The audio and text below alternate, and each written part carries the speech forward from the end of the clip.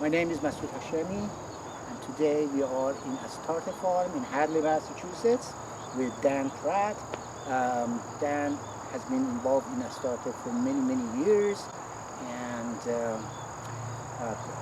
just to give you a very short history, my students, my sustainable soil and crop management students, have been in this farm every year, and I had a great feedback from students, and that's why it's one of my favorite farms, because every time I'm coming to this farm, I see something new, and I learn one or more new things for myself and to give it back to my students. So with that, I'm going to let Dan Pratt talk about what's going on and tell us about the very good agricultural practices that it's going on in Astarte. Thanks, Dan. Thank you, Masoud. Here we are at the end of August 2020, and I would like to say, Masoud, that this year was the first year we had fava beans that we were able to harvest interplanted with the garlic, which was one of the things I learned from you, and it was the best bed of garlic that we had, and the fava beans came out quite nice and strong. So I'm happy to have the learning experience go both ways. A little bit of history on the farm. This is one of the original farms in Hadley. Hadley was formed as a town in 1659, and the people originally lived in a cluster of houses around the town common, which is out past our driveway. All of these houses had a similar amount of land, a long, narrow strip that went out behind, and then in the evenings they were all subsistence farmers, and they would bring in all of their animals, and there was a stockade fence around all the houses, and they would keep their animals inside overnight to protect them from the original inhabitants of this valley. The history of farming in the valley and on this piece of land is a little bit discouraging for some because it's rapidly developed into monocrop type of operations. So they used to grow wheat here in the early days until they could no longer grow wheat. And then they began to grow pumpkins until they could no longer grow pumpkins. And then they would grow onions until they could no longer grow onions. And then it was broom corn until they could no longer grow broom corn. And it's been that sort of just mining the soil, a very extractive type of process. As the agricultural chemicals came into use in this last century, there was a tremendous amount of poisons that have been dumped on this land, salts that have been used as fertilizers, leftovers from world wars, both mustard gas and some of the other poisons that were developed during World War II were then converted into pesticides. So the process here has been trying to bring the life back into this farm. Conventional growers in Hadley, they love this soil. It's a very fertile, easy to work soil. And if you come out here on a dry day in the spring, you may see big clouds of brown dust blowing away as they disc their field over and over again. And before we bought this place in the year 2000, there had been sweet corn grown extensively on the property. And one of the things about sweet corn is it's in the grass family, and so they were not using any herbicides that would affect the grass family plants. So we have a very robust, they're not really native grasses, but they're native to this place, and we continue to struggle with some of the after effects of a strong grass population.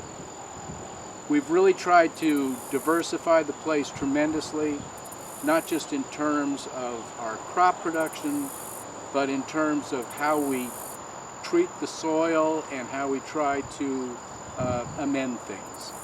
It was a wonderful farm when we owned it, and we were actually happy when I was able to sell it to Jim Mead from Amherst, and he's continued with the certified organic operation, which is very important. And he's also been a willing early adopter to no-till, no-spray market gardening. So this section of the field, we've taken landscape fabric in 4-foot strips, laid it down on top of the bed, and then burned 2-inch holes with a propane torch every 5 or 6 feet, because this is a pumpkin patch, and we transplanted right into that.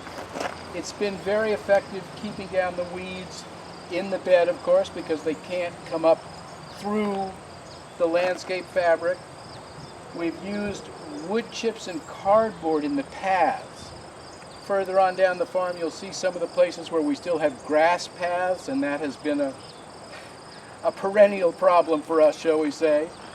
But here the cardboard is an excellent weed mat, if you will, and the wood chips start to slowly disintegrate on top of it.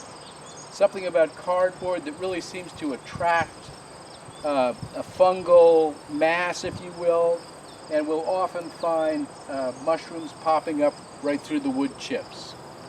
This particular patch has been relatively weed-free. I think we had to walk it once a couple of weeks ago to pull out the biggest of the weeds that looked like they might have a chance to go to seed.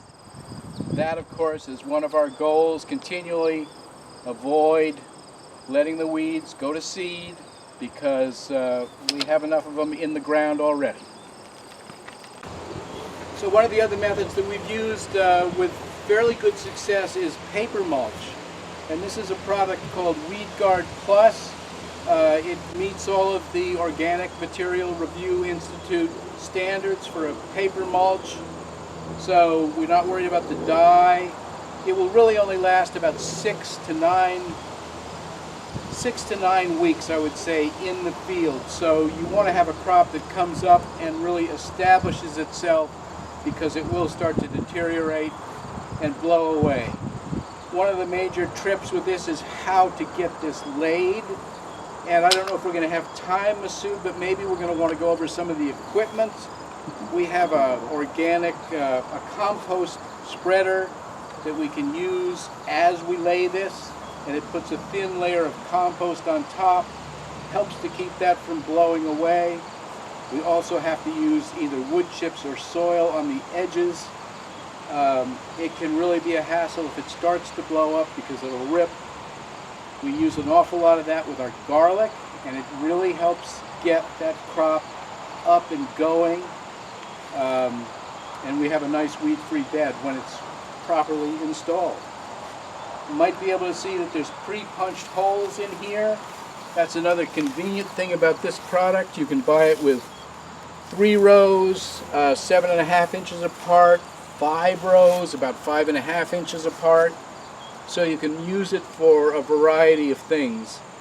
I believe the last time we used this, those are probably 22-inch centers, and we put in our late tomatoes probably every other hole, and that gave us really a lot of space for those guys to grow and vine. And again, we'll keep the weeds down for 6 to 9 weeks. These clear plastic strips are pieces of propagation house and high tunnel that have outlasted their useful life on the frame, but we save them to use for solarization in our field.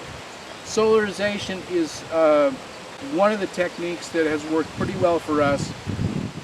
We lay out the clear plastic. If we're able to, we like to dig the edges in. If we can't dig the edges in, then we'll go ahead and use fence posts, pallets, whatever we can to keep it in good contact with the soil. And it gets quite warm in there on a June day.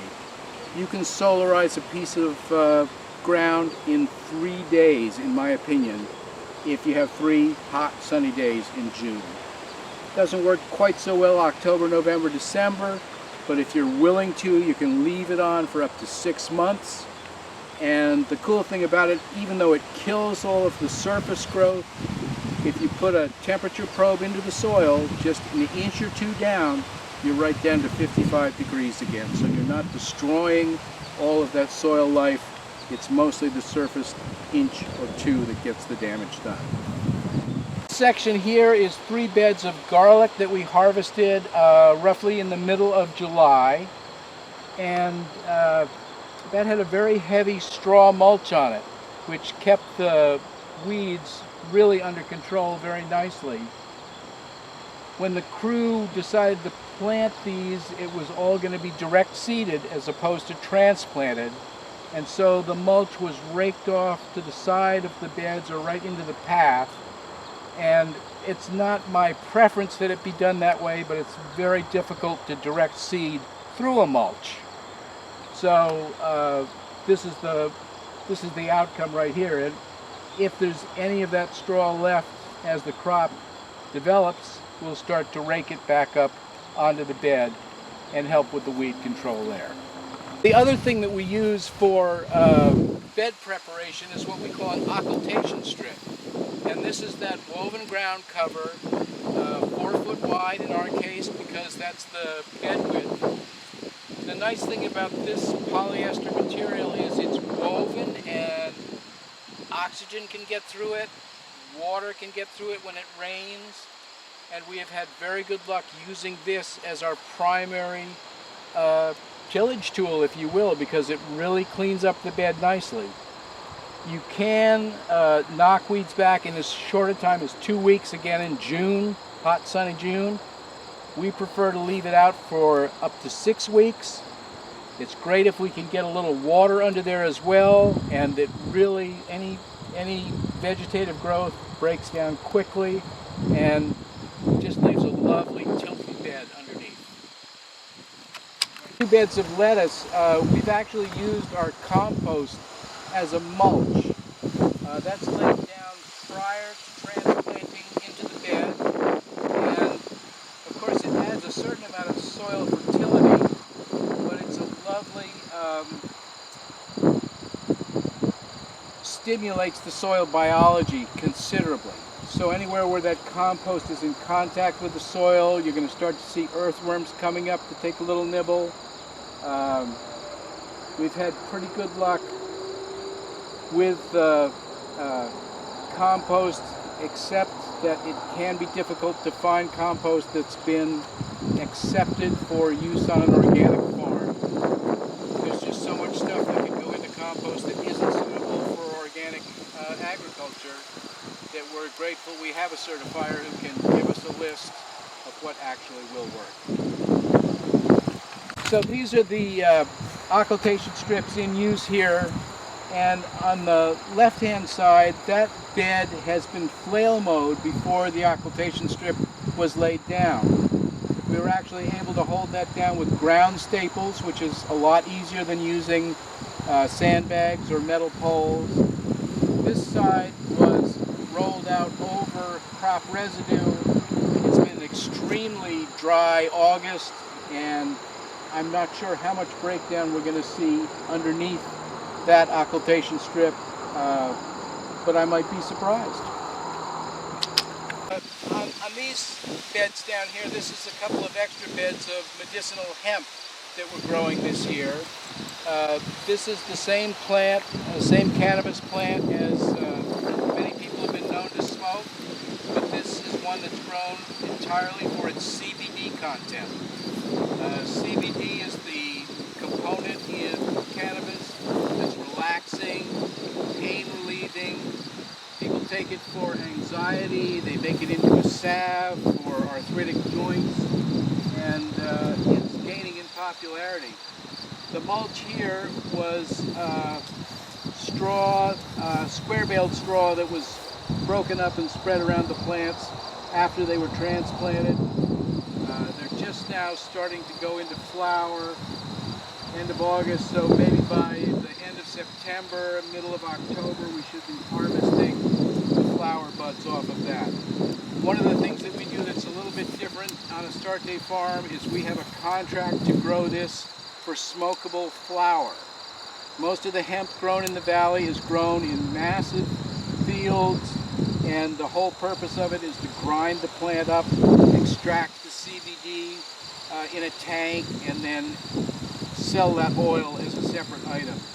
This ideally is going to be sold as a smokable flower. And if you can see these two beds to the left of the hemp, we're actually growing the mulch for next year's garlic, which will be planted sometime after October 15th. This bed has peas and oats in it. This will grow up to be almost waist high by that time of October.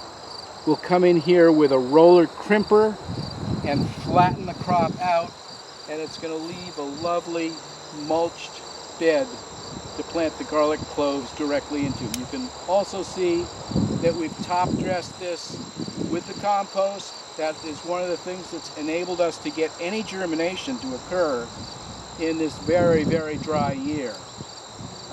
And that's only going to benefit the garlic crop as well. Some straw that was applied today after hand weeding the late tomatoes. We normally try to get at least a couple of rows of late tomatoes in when everyone else's have died of the various fungal diseases. The late tomatoes become worth quite a bit more per pound. This straw mulch will help hold moisture, and we tend to grow our tomatoes as dry land. We don't irrigate them once the plants have established themselves, and we feel that it gives you a more concentrated, better flavor in the tomato.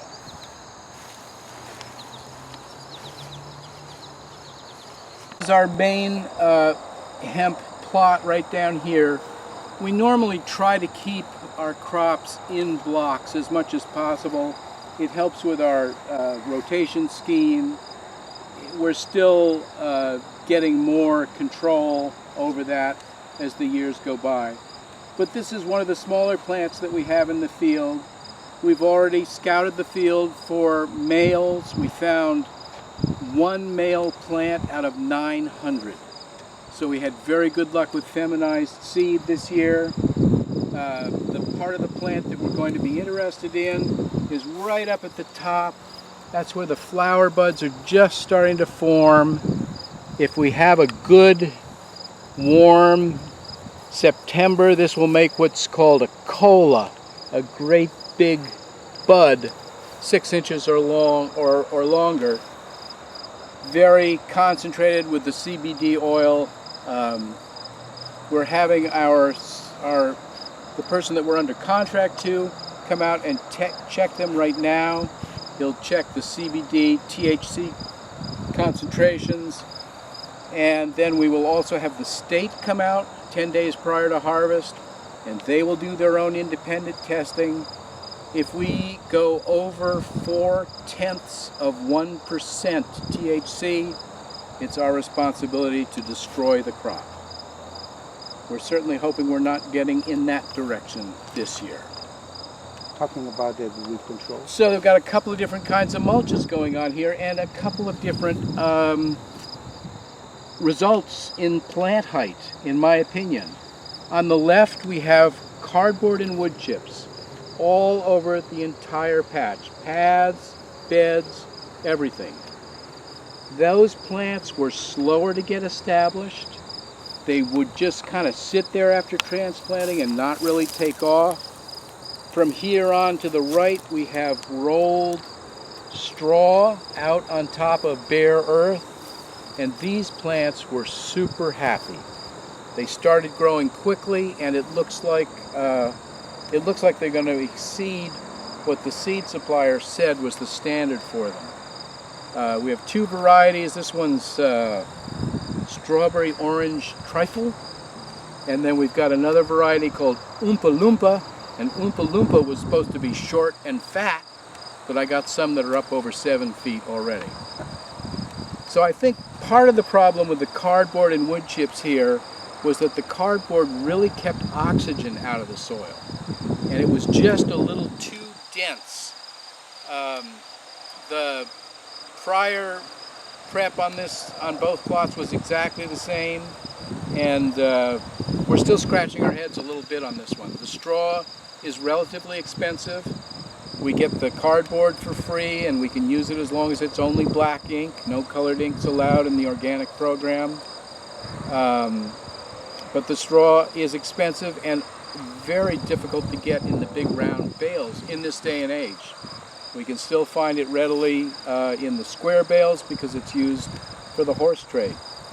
And we should move down a couple rows and I'll show you some really dense plants. So this is, these plants are put in with 5 by 5 spacing, 5 feet apart in the rows 5 feet apart. And the only problem I can see is we may have trouble getting in there to start harvest. We may just have to harvest from one end of the row to the other. Last year when we were harvesting, we harvested as the buds were ripe and at their peak. It's a tough problem to have when the crop grows too well. And if you can see over on the right as we go down, this again we go back to cardboard and wood chips. The plants become smaller and thinner.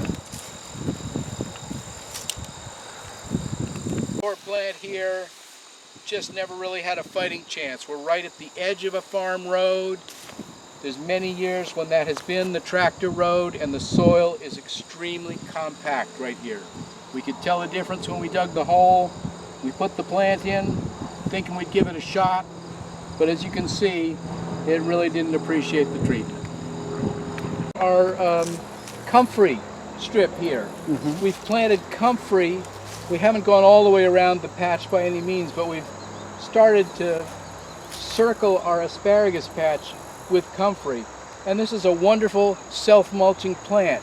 It grows up lush and green in the summer, and when the fall and the frost hits, all those leaves drop down on the ground and make a really nice mulch. So this basically is helping us to keep the grass road from crawling out and getting into the asparagus patch. Now this asparagus patch was a mess last year.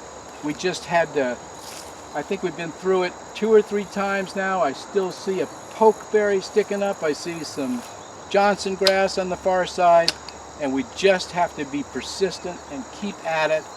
If we keep that, keep those weeds from going to seed and get our straw mulch again down after the plants have died and we've flail mowed them off, I think we're going to be in much better shape for a crop next year. Section of the field, I would almost say on accident we've tried some different things. We had some squash plants that absolutely had to get into the ground quickly. They were quickly planted, probably late June, and mulched with the straw that we had on hand, and then we had terrible weeds in the paths, so we have used the occultation strips to just cover up all those weeds. I don't really know exactly what it's going to look like until we get the vines off of there, but I'm sure it will have done something for us. So here we are on the border between our farm and the neighboring farm. At one time this was all one field and all one level.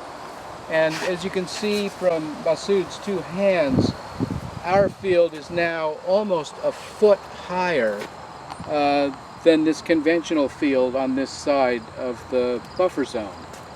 The current farmer uses a rototiller exclusively, and the speed of that churns up the soil, really breaks up the soil structure completely and makes it extremely liable to erosion, both wind erosion, and it's hard to believe, but a little bit of water erosion taking it out the end of the field. If you look up there, Arthur, that's what we call a hill in Hadley, all 10 feet of it. Because it's all fertile soil that is being destroyed, right?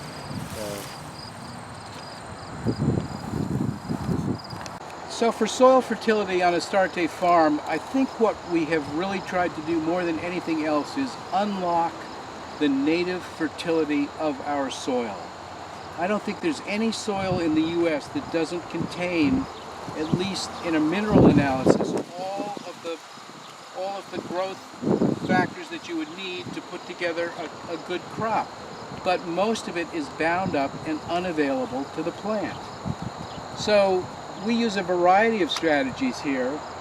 you might want to start with cover cropping and compost applications. This cover crop is a very low mix cocktail of winter peas, field peas, and oats. The peas have a much different root structure than the oats and provide atmospheric nitrogen through the nodules on their roots. The oats are going to make a nice surface matrix of living material. We really like to keep living plants in the soil at all times. It's not always possible.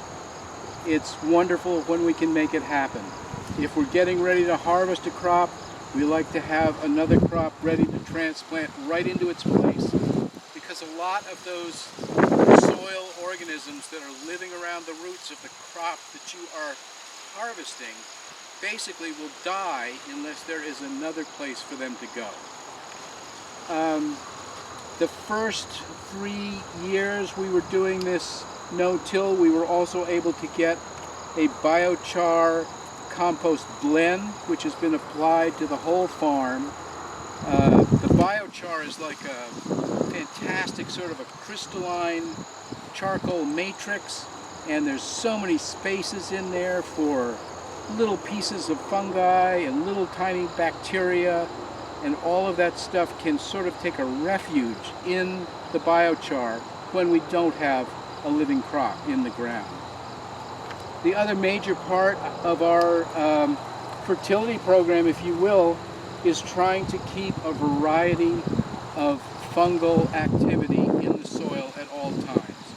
We don't want to be prejudiced against bacteria. There's a lot of great bacteria that do good work in the soil, but without the fungal activity, you really are losing some of the symbiotic effects that are right there and available for the crop.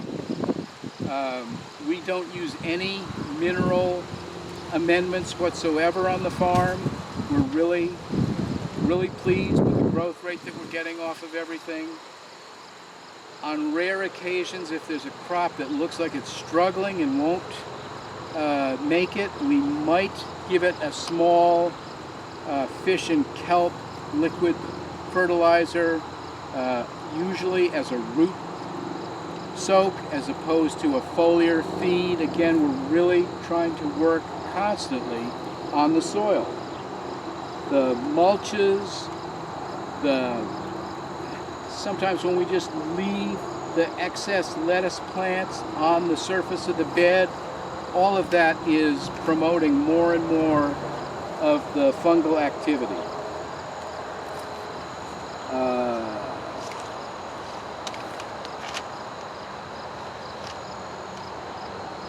We've had good luck with our potting soil supplier. He not only adds a little bit of biochar to the potting soil, but he will allow us to bring in some mycorrhizae inoculant and EM1, which is basically a bacillus, same stuff that's in yogurt, and he will let us bring that in. He'll blend it into the potting soil for us. So every time we put a transplant out in the field, we're also adding a little bit of this and that to keep the soil as alive as possible. One of the things we've been experimenting with this year is the Korean natural farming technique using fermented plant juices. So in the springtime I was out here collecting anything that looked like it was a particularly vigorous shoot, and we'd add a little brown sugar into a jar, crush it up nicely, let it ferment for 3 days, not sift it out. What do you do with a liquid? You do Separating the... Strain. Oh. I'm just looking for a word. Strain, I think. Strain! We strain it. I'm under no strain.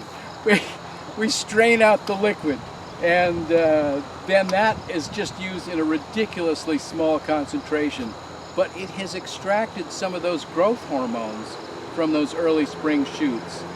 So we did one out of dandelion leaf, one out of dandelion root, and I believe we had burdock flower and maybe comfrey flower a little later. And these we're just holding in reserve. We don't want to use them unless we think we need to. But if we see a crop that's getting into a problem and it either needs more leaf growth, more root growth, we know which one of the formulas to use. The key factor in our soil fertility is actually this non-disturbance of the soil.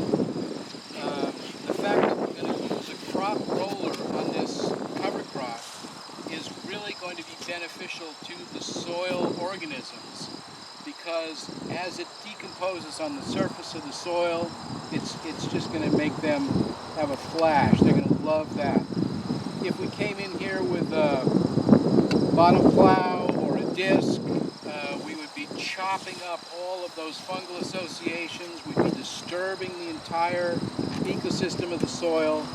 This way we're keeping it all intact and allowing it to do what happens naturally in the forest, if you will. You look at the amount of growth that you can get off a tree in the forest, and that's just from leaves that have been falling and settling on the ground. It's really quite amazing to think that we think we need to apply chemical fertilizers to get that kind of growth in a farm. Okay. So this is the newest addition to the weeding crew. We've just brought 6 chickens onto the farm. As you can see, they're scratching away, trying to get every bit of greenery out of our blueberry patch. And I think we've got enough here to put about 10 pounds on each bird.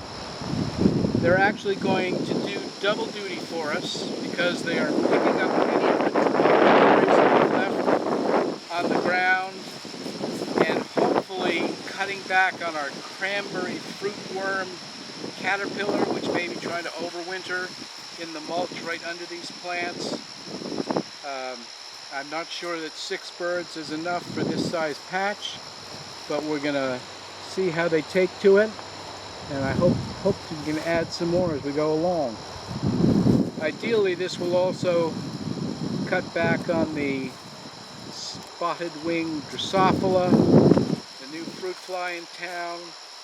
These guys are going to keep all of the drops consumed, and if we've missed picking any off of a plant, I believe they will fly up and finish the job for us. If we're able to keep these birds happy, we may be using them in the future for bed preparation. With the organic rules in place, we can't harvest a crop within, I believe it's 90 days of a direct application on the ground, but obviously that's not going to be a problem for blueberries in the early fall. We think it might do very well for some of our other crops, and we hope to take a little advantage of their natural fertility. I guess you could call this soil disturbance, but I think it's going to be beneficial soil disturbance. So one of the other main aspects of farming on Astarte farm is the establishment of pollinator and predator habitat. And I say pollinator / predator because often it's the same creature. And the tiny little wasp that may be sucking a tiny bit of pollen off of one of my partridge pea plants could then be looking for a hornworm caterpillar to deposit its eggs inside of it and just absolutely kill them dead. We're no spray, so the pollinators and the predators have pretty much free reign here. In this particular patch, this was one where we've tried to get as many perennial plants as possible. We do a lot of annuals in what we call a wildflower meadow. We'll designate this or that patch on the farm for it. This little yellow flower down here and here, this is the partridge pea that has an extra floral nectary, so everywhere the little tiny leaf branches off the stem, there's a drop of pollen. It's just an absolutely wonderful plant. As you can imagine with the name pea, it's also providing nitrogen. Some people regard it as a weed. We have not had a very bad problem with this particular plant. Several of the wildflowers that are in here also might have the reputation of being a weed, but in terms of the pollen that they provide, it's just wonderful to see. We've got wolf spiders in here, we've got ground beetles, and it's really helped us out long term with our pest populations. Occasionally we'll have to go in and hit it with a lawnmower or the flail mower. We did a tiny bit of burning last year, which I hope we don't have to repeat, for the obvious reason we don't want to kill any of our surface soil organisms either. Because we're certified organic, we have to maintain a buffer zone between us and our conventional neighbors. And we've taken advantage of this space to plant a variety of flowering trees and shrubs. On the north border here, we have some much taller trees. On the south border, we've tried to limit the height to 20 feet or less. And we've done a little bit of cross the field planting. So we'll have some particularly good plants over here, and then on the other side of the field, the same plant. And that way the pollinator and the predator has to travel back and forth across the field.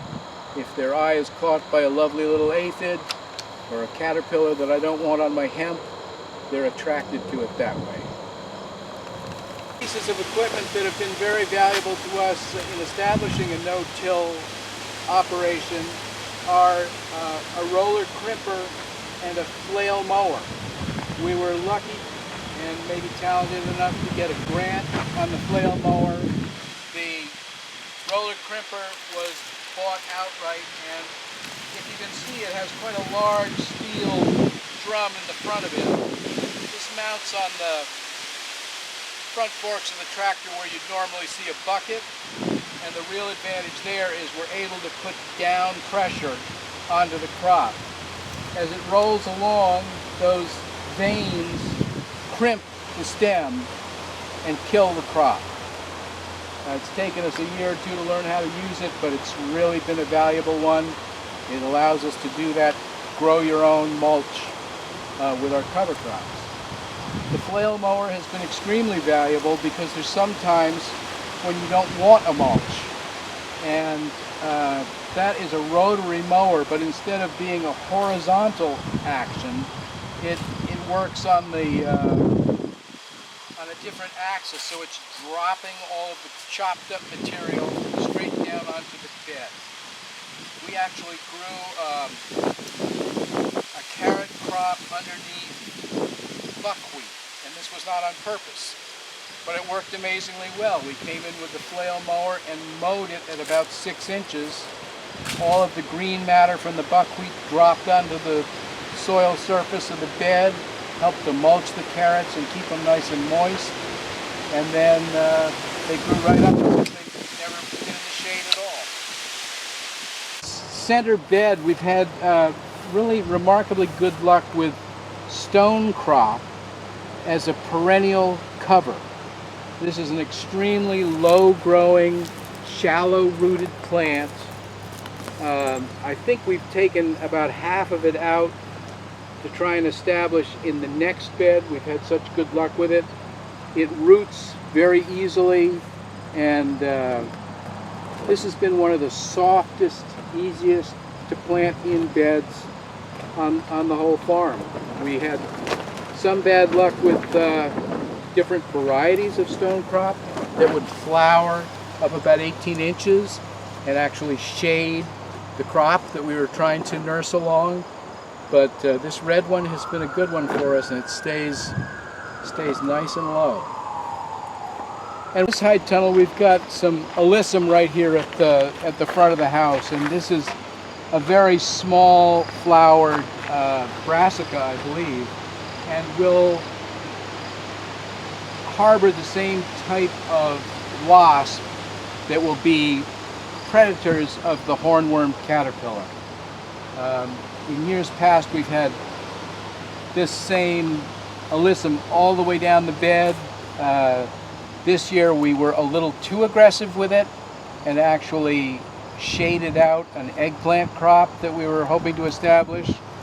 So it's one of those things that we're learning as we go along. The leggy looking thing coming up out of the alyssum is basil, and we've decided to let that go to flower again for pollinator and predator food and attraction. It's an old-fashioned companion crop, basil and tomatoes, and it has worked pretty well for us. If we're regular enough with our plantings, if we start to see any signs of the mildew, we chop the whole plant out, and it's pretty good to have basil. I think we had our last picking, maybe not off this bed, but one of the beds last week. And it's late in the year to have basil coming out of a high tunnel. I know you can see the sunflower here. And not only is there this sunflower, but there's another sunflower that's sticking its head right out of the house. And I would have to say there's a certain amount of sentimentality that occurs on the farm. And it's oh so beautiful, and let's see what it does. And the pollen is beneficial for the honeybees. Look at the stem. Oh my God. But I know, but good God, that stem is going to have a root ball on it. Like it could really trip you up. But we've got one that's leaning out of the house over there. You can't even roll down the house till we get rid of that. I think Jim has a chainsaw. Okay. Alleyway here is what happens when you let your pollinator habitat get out of control. And this was really just plantings from these two beds on either side. And the seeds blew out on top of the mulch, and the rascals took off. It's really not very much harm to us, but it's absolutely impossible to get in there and pull the grass out. So I suspect that the flail mower will be put to use, and we'll see the cosmos and all of those partridge peas go down for the count. But just to the left, this is an area that would normally be a waste area on the farm. And here we've been able to establish both perennial and annual flowering plants. And that little tiny bit, these two little sections on either side of the door, contribute a whole lot to the pest control in that particular house. Actually one of the first, maybe the first beetle bank that was established in New England. The beetle bank is a raised structure. It's supposed to be 3 feet high. I think we've settled down to about 18 inches or 2 feet here. And it's planted with native bunching grasses. So we've got big blue stem, little blue stem. I think there's some switchgrass in there, Indian grass. There's a little bit of mountain mint. And this particular clumping structure of grass is very attractive to ground beetles, and ground beetles are voracious nighttime predators. So they are just going to branch out in the evening. They'll just come right out into the squash patch and do a lot of our pest control on their own. Wolf spiders in particular like that, and wolf spiders are fierce predators. There's an amazing amount of pollen that comes out of this grass, and we'll often see bees buzzing right around the heads. This row here we've also dedicated this year to annual plantings of flowers for pollinator and predator habitat. And we have been extremely lucky with grants from the USDA Natural Resource Council. They will often pay us for the beds that we take out of production to put pollinator habitat in.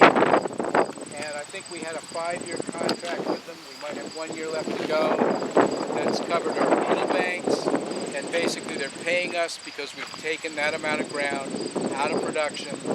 And it's not a lot of money, but it does add up when you're putting in your seed order and you know that USDA is going to cover part of the tab. This area on the left, again, it's just a waste area normally on the farm, and this has all now been converted gradually to pollinator. This is our quite fancy compost spreader. We've increased the wheel diameter and possibly the wheel width slightly in order to accommodate our bed width. This will hold approximately 2.5 yards of the compost that we purchase locally, and it's a hydraulic drive.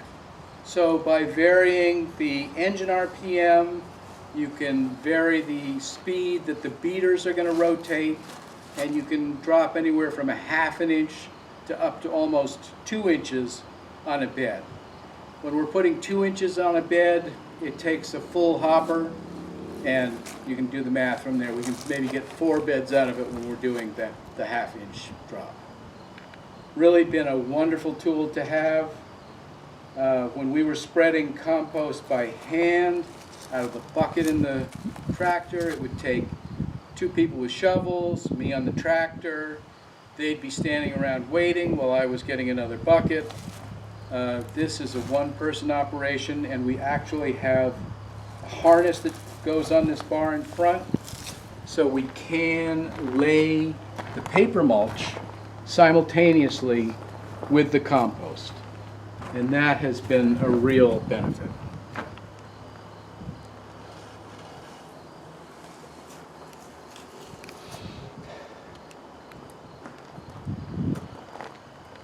Thanks for coming.